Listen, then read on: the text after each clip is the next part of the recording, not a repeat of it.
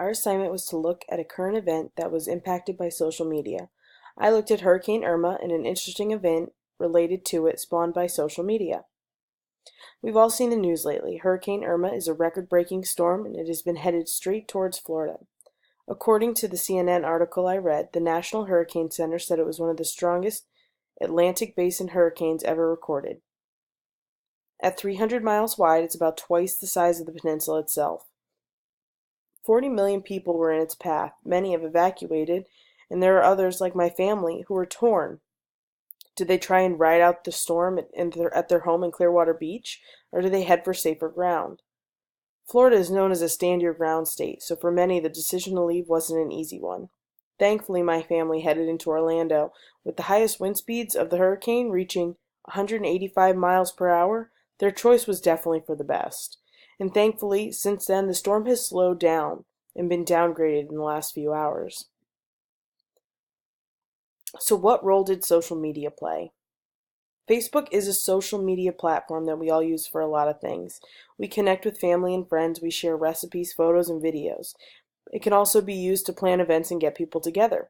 As we saw in the Chicago Girl documentary, it can be used as a very impactful tool.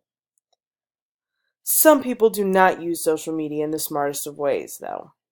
22-year-old Ryan Edwards decided to create a Facebook event called Shoot It Hurricane Irma. The event's description was, "Yo, this goofy-looking windy head-ass named Irma said they pulling up on us. Let's show Irma that we shoot first." The event was scheduled for 10 a.m. on Sunday the 10th. 55,000 people said that they were interested, and 29,000 said that they would participate. This quickly growing group snagged the attention of several sheriff's offices and local police departments. They urged people not to shoot at the storm because, number one, it wouldn't stop the storm, and number two, there's a good chance that the bullets would come back right at them. One sheriff's office tweeted, "You won't make it turn around, and it will have a very dangerous side effect." In the lower right-hand corner, I included an image that was accompanying the sheriff's office tweets, and you can see it says, "Bullets come back, don't shoot."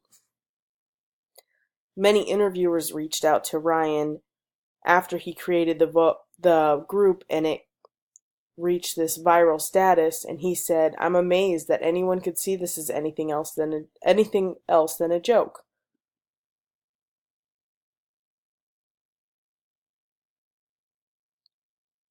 So though the event was taken as a joke by most, there were thousands who said that they were interested, and that had the police departments getting nervous.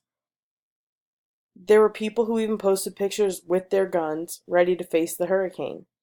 There were many who were offended that the police department believed them dumb enough to shoot at the storm, and many offended who felt that they were being stereotyped as dumb Southerners. For the most part, people got the joke, and the posts and the comments were full of memes, and some of them were pretty funny. One user commented, "Small firearms are only suggested once Irma is below a Category 3. For everything else, you need belt-fed automatics, preferably, and in a pinch, bolt action and semi-auto long barrel munitions will bring this beast down.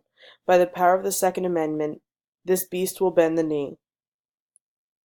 Right now, I can't find any reports of anyone actually trying to shoot the hurricane, but who knows?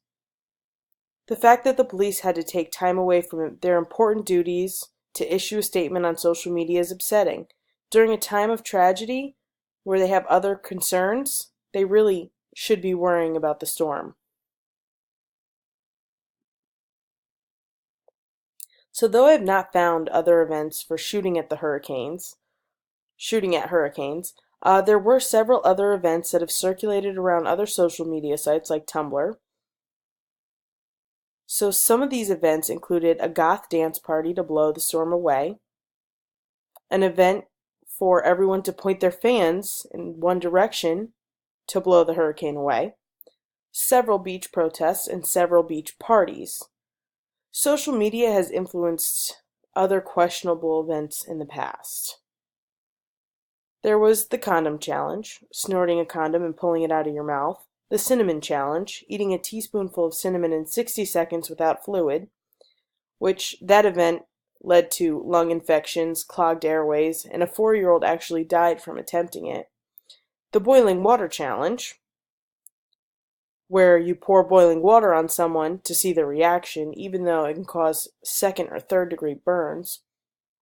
And the fire challenge, where you stand in the shower, oil up, and light yourself on fire, but then quickly turn on the shower to douse the flames. Social media has given a lot of attention to events that are dangerous and quite frankly stupid. If something is funny, then it spreads a lot quicker, and that's the real problem. We're giving attention to people for dumb things, so other people don't know where to draw the line. It just makes people wonder when enough is going to be enough, and when one event is just going to be too much.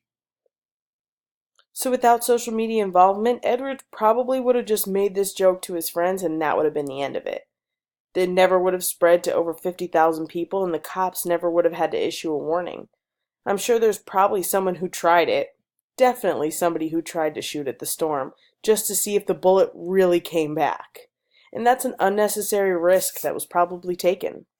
Without social media, the cops would have been more focused on the important issues at hand, which is making sure everyone is safe during this tragedy.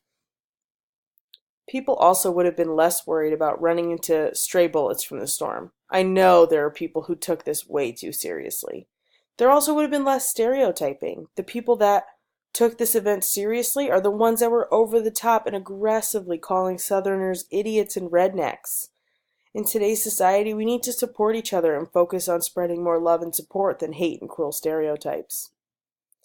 My personal thoughts on this particular event: I thought the event was funny. Clearly, Mr. Edwards was bored, and he was probably more than a little stressed out by the fact that a giant record-breaking storm was quickly approaching. He created an event that was lighthearted, and if you read through the comments on the Facebook group, there are some pretty funny things being said. I do, however, feel that his attempt at humor was slightly inappropriate in the face, and the fact that the police had to issue a statement means that the joke probably went too far. During a time of great stress and impending disaster, you want the police force to be focused on what's important, and that's the safety of the people. And this shows that social media has the power to spread a message quickly, and though it can start out as a joke, some may take it seriously, and people can get hurt. These are all the references I use. Thank you very much, and have a great night.